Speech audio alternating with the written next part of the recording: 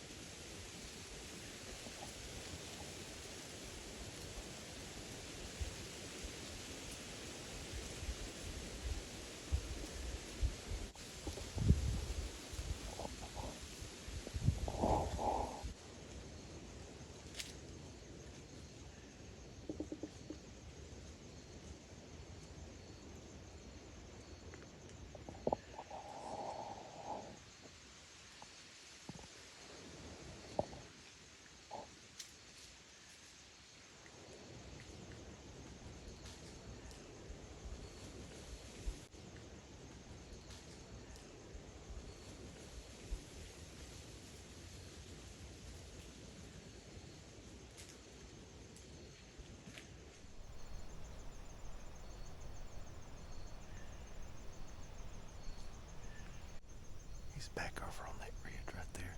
He didn't know what it was.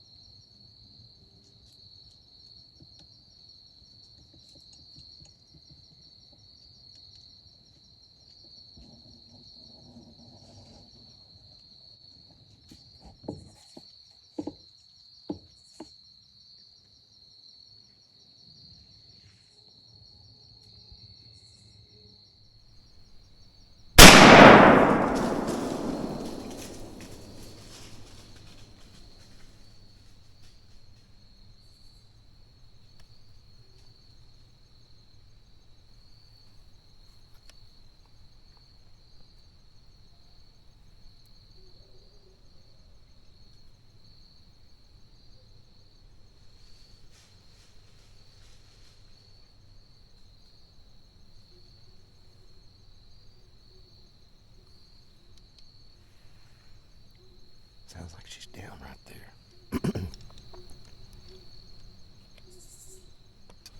She looked like she kind of caught wind of me. The wind died. It wasn't supposed to die down. I don't know if she caught wind of me or she saw something too. She kind of looked up here at one point. Pretty sure she fell right there. We'll get down and get on her. Check this bud trail out. It was so much smoke I couldn't see what was going on. Well, let me climb down from here and we'll go over there and see if we can figure out exactly where she's at. I could hear her, but I really couldn't see her.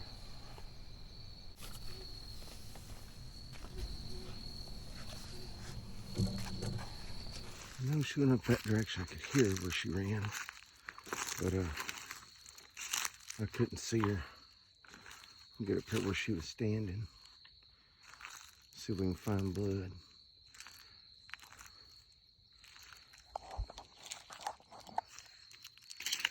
And that blood actually looks like I got some guts, and I don't know. I have to look back. Maybe she was.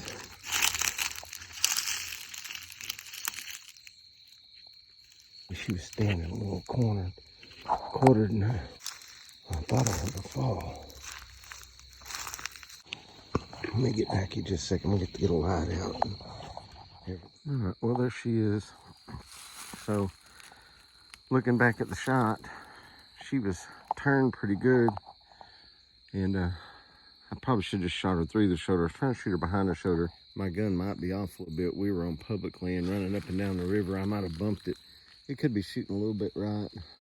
Anyway, the deer didn't go very far. Appreciate you for coming along. Short little hunt here. I mean, she didn't go far. She didn't go 50 yards, something like that, about 50 yards.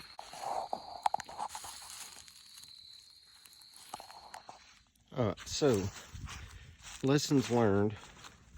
Sometimes overconfidence will get you. So, number one mistake I made on this hunt was I had been to town, took my mom to a doctor's visit, went to a restaurant and ate, ran into a store, came home, played with the dog, did all that stuff. I did not shower afterward with a scent-free shower. Now, I did use some camo dust, which I think is the, is the only thing that saved me as far as those deer not completely just busting out. Even that little buck just went over there a little ways and stopped and looked around, then just kind of walked off. So those deer had smelled me. What had happened was there was a pretty good wind. And if you look at the video, go back and watch, the wind kind of died down and the thermals fell. And if you'll watch that raccoon, he picked his head up and he was trying to figure out where that human scent was coming from, and that buck threw his head up. Number two is that we had been on public land hunt, in and out of a boat, fell down a couple times trying to get up riverbank, stuff like that. I did not re-sight in my muzzleloader. And third, I didn't let that doe get completely broadside. She was kind of bent, which pushes those guts up in the back of that rib cage. You can't really see in the picture that I posted. I flipped the deer over for the sake of YouTube, but the bullet had entered at the back of the rib cage, right at the back, which caught the front of the guts and the front of those guts, and then come out up here into the shoulder. Now, what I typically do and what I've always been taught is to make sure you're aiming for your exit, that you get through all the vitals. So I came out here and shot my muzzleloader, and as you can see, this is my first shot, and I was shooting to the right. Now this is at 50 yards. My muzzleloader sighted in for 100, but this was my first shot. This was my second. I went ahead and gave it a couple more clicks, so it'll be hitting right there. So that being said, I should have made sure that I took a complete scent-free shower to eliminate my odor. 2, I should have let the deer turn.